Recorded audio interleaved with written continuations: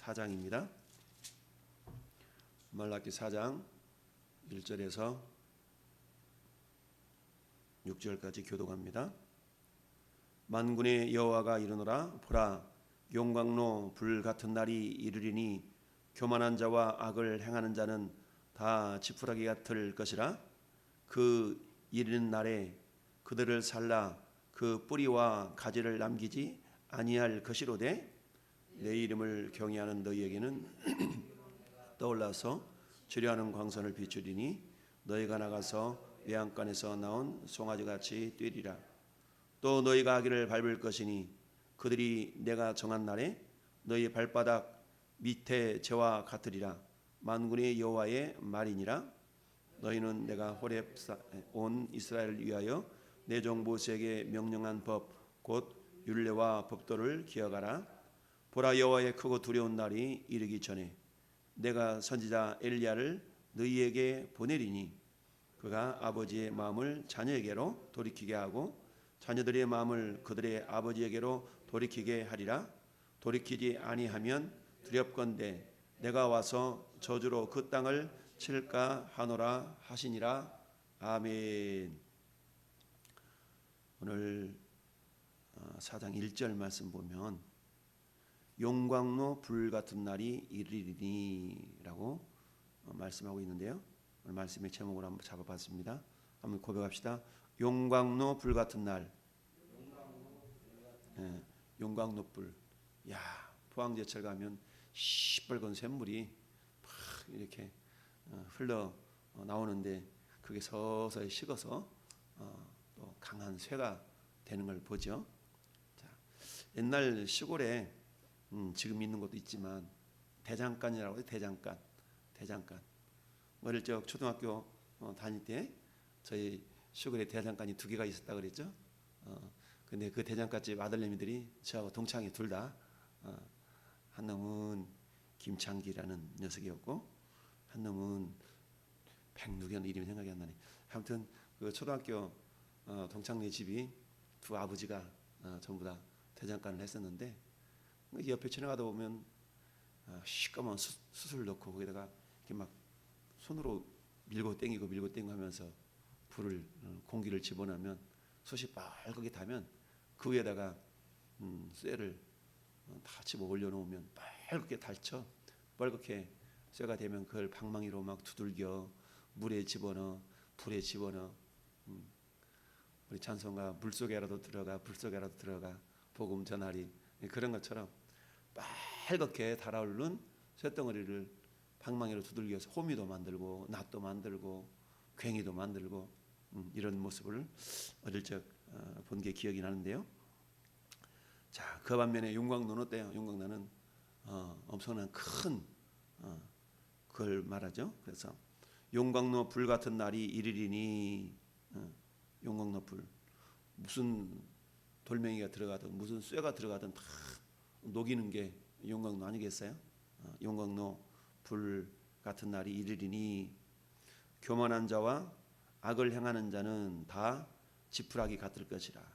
지푸라기는 용광로 들어가기도 전에 그냥 성냥불 한 가닥에도 다 버리는 것이 지푸라기 아니겠어요?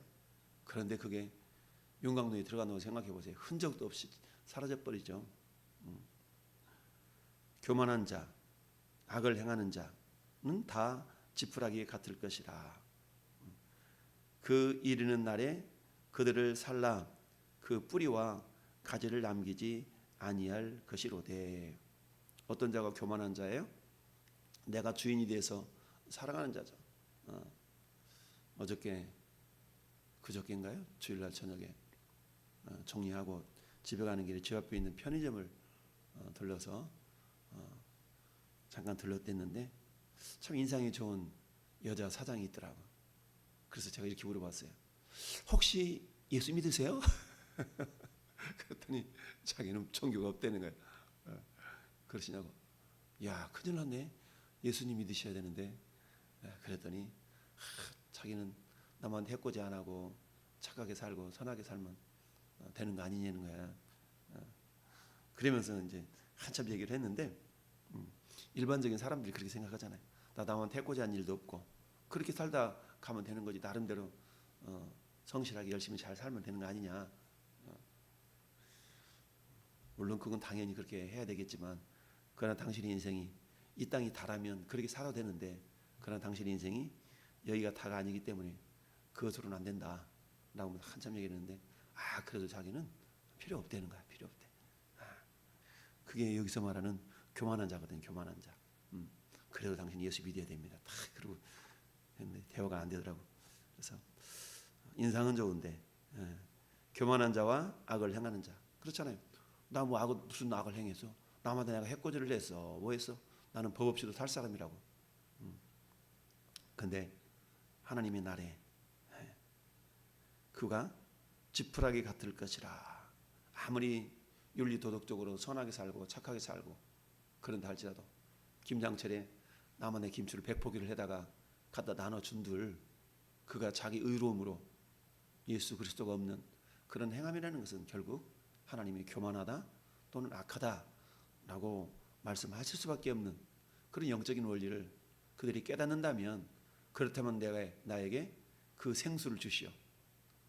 요한복음 4장에 우물가의 여인, 사마리아 우물가 여인이 물길로 왔다가 예수님이 나 물 한 잔 좀 주시오 라고 말씀하셨을 때, 어찌 유대인인 당신이 사마리아인 여인 나에게 물을 달라 그러느냐.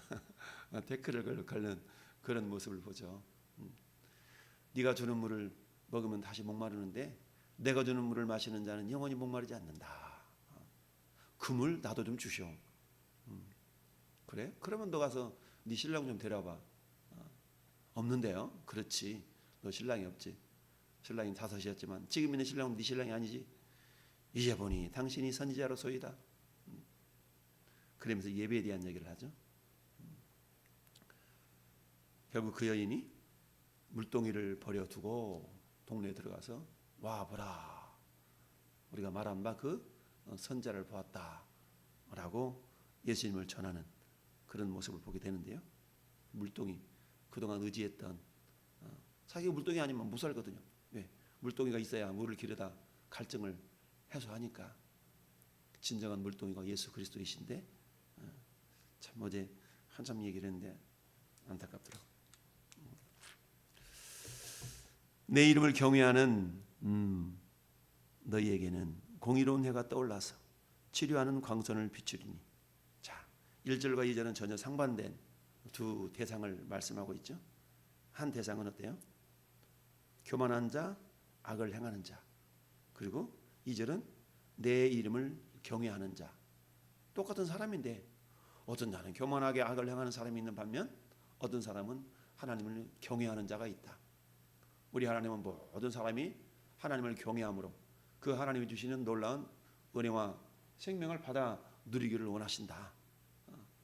그런데 여전히 내가 착하게 살고 내가 성실하게 살고 남에게 해코지 안 하고 그렇게 살면 되는 거 아니냐 라고 말했던 어제 그 편의점 사장님의 얘기처럼 많은 사람들이 그런 생각을 가지고 살아가고 있죠. 물론 성실하게 살고 남에게 해코지 않고 살아가는 것만 자체도, 그런 삶 자체도 잘 산다라고 우리가 표현할 수가 있죠. 그것은 예수 그리스도께서 이 땅에 계시지 않는다면, 하나님이 천국과 지옥을 하나님이 만드시지 않으셨더라면 당연히 그렇게 살아가는 것만으로도 만족할 터인데, 결코 우리의 인생이 그런 인생이 아니다. 여러분, 이 땅에 존재하는 모든 피조물들은 나름대로 그들의 형상대로 지음을 받았다라고 말씀드렸어요.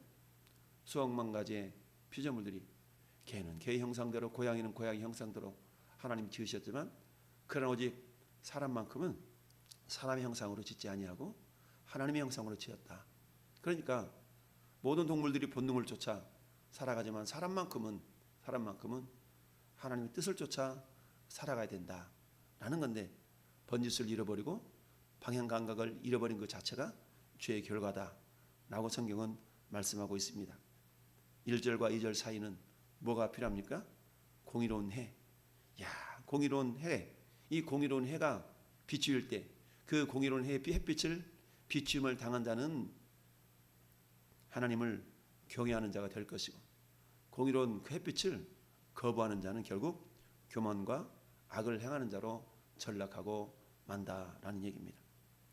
내 이름을 경외하는 너희에게는 공의로운 해가 떠올라서 치료하는 광선을 비추리니 너희가 나가서 외양간에서 나온 송아지같이 뛰리라.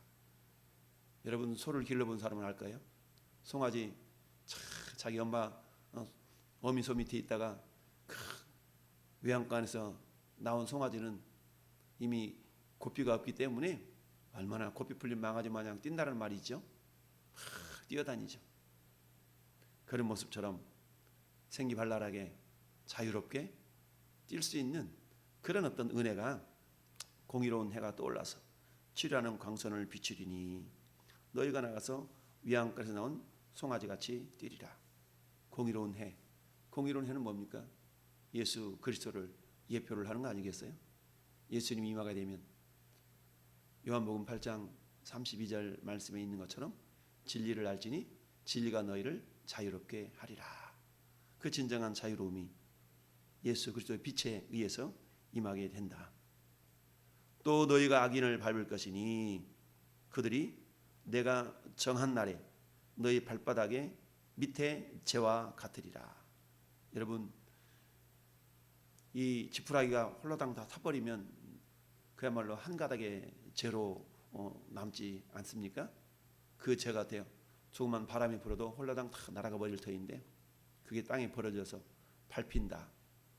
밟는 존재는 하나님을 경외하는 자, 밟힘을 당하는 자는 여기 있는 것처럼 교만한 자와 악을 행하는 자의 모습이다 라고 말씀하고 있습니다.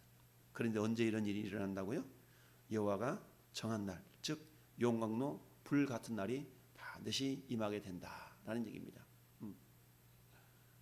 솔로몬이 전도서 3장에서 만사가 범사에 기한이 있고 때가 있다라고 그렇게 고백했던 것처럼 그날이 없을 것 같지만 반드시 그날은 있다라는 것을 우리는 성경을 통해서 면면히 우리는 살펴볼 수 있고 믿을 수 있어야 됩니다. 또 너희가 악인을 밟을 것이니 그들이 내가 정한 날에, 이 정한 날은 어떤 날? 용광로 불 같은 날. 그 정한 날은 또 어떤 날? 5절 말씀에 보니까 크고 두려운 날. 그날은 어떤 날?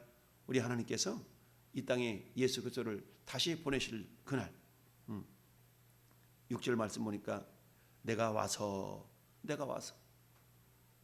물론 말라기 선지자 그 시기에 내가 와서라는 말씀은 가깝게는 예수 그리스도의 초림을 예표할 수 있지만 그러나 멀리는 예수 그리스도께서 다시 오시는 날.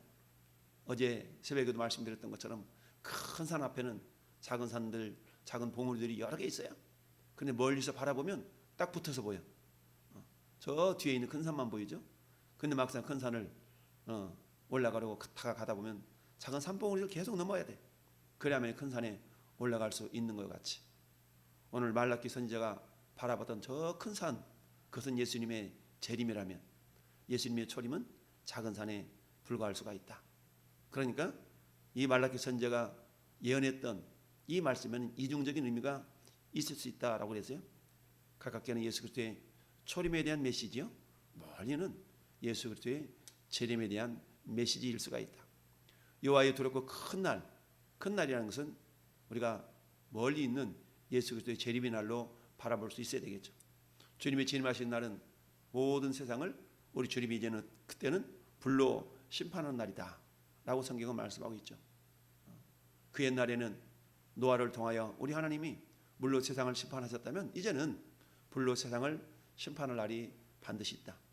그 불은 어떤 불입니까?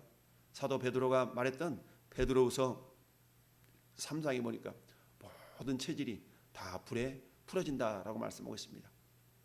모든 피조물들 다 불에 풀어져 마치 용광로에 타서 재같이 다 사라져가는 그런 상황.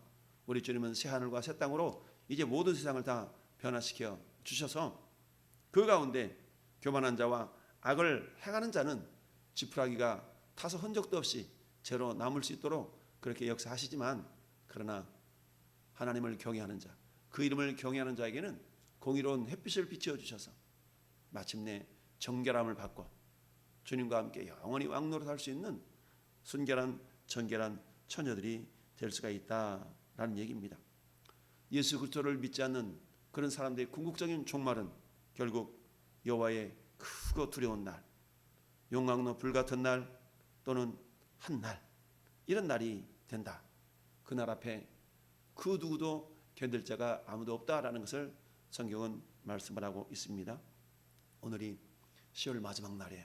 11월 마지막 날에 오늘 본문을 통해서 오늘 11월 달도 마지막 날이 있는 것처럼 인생에도 마지막이 분명히 있음을 알고 여전히 인생의 마지막이 있는 줄을 알지 못하면서 이 땅이 다인 것처럼 떵떵거리며 살아가는 많은 사람들이 있죠.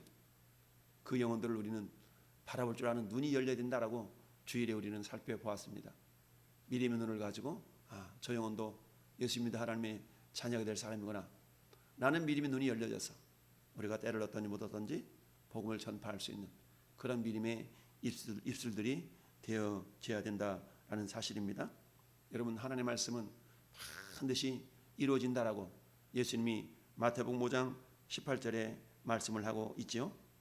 진실로 너희에게 이르노니 천지가 없어지기 전에는 율법의 1.1획도 결코 없어지지 아니하고, 따라합시다. 다 이루리라. 아멘. 다 이루리라. 하나님의 말씀이 다 이루어진다는 얘기입니다. 다 이루리라.